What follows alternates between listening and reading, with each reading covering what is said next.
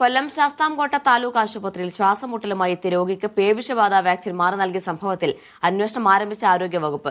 കൊല്ലം deputy DMO ആശുപത്രിയിലെത്തി പരിശോധന നടത്തി.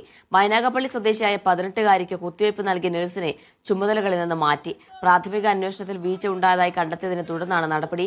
2 ദിവസം മുൻപ് ശ്വാസമുട്ടൽ മാറുന്നതിനുള്ള കുത്തിവയ്പ്പിന് ഡോക്ടർ നിർദ്ദേശിച്ച കുറിപ്പുമായി എത്തിയ പെൺകുട്ടിക്ക് തെരുവുനായയുടെ കടിയേറ്റെത്തിയ ആളുടെ മരുന്ന് മാറി നൽകിയതാണ് പരാതി. സംഭവത്തിൽ കർശന നടപടി ആവശ്യപ്പെട്ട് UDYF പ്രവർത്തകർ ആശുപത്രിയിൽ പ്രതിഷേധിച്ചു. ഗുരുതരമായ വീഴ്ചകളാണ് അടിക്കടി സംഭവിച്ചുകൊണ്ടിരിക്കുന്നത്. സംസ്ഥാന ആരോഗ്യവകുപ്പിൽ നടക്കുന്ന വീഴ്ചകളുടെ ഏറ്റവും ഒടുവിലത്തെ ഉദാഹരണമാണ് ശാസ്താംകോട്ട താലൂക്ക് ആശുപത്രിയിൽ ഇപ്പോൾ സംഭവിച്ചിട്ടുള്ളത്.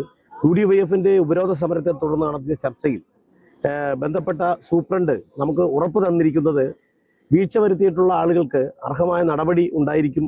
ഈ വിഷയത്തിൽ ഗുരുതരമായ വീഴ്ച നടത്തിയ സ്റ്റാഫിനെതിരെ ശക്തമായ നടപടി, ശിക്ഷണ നടപടി ഉണ്ടാകും എന്നുള്ള ഉറപ്പ് കിട്ടിയതിന്റെ അടിസ്ഥാനത്തിലാണ് UDYF ഈ ഉപരോധം താൽക്കാലികമായി അവസാനിപ്പിച്ചത്.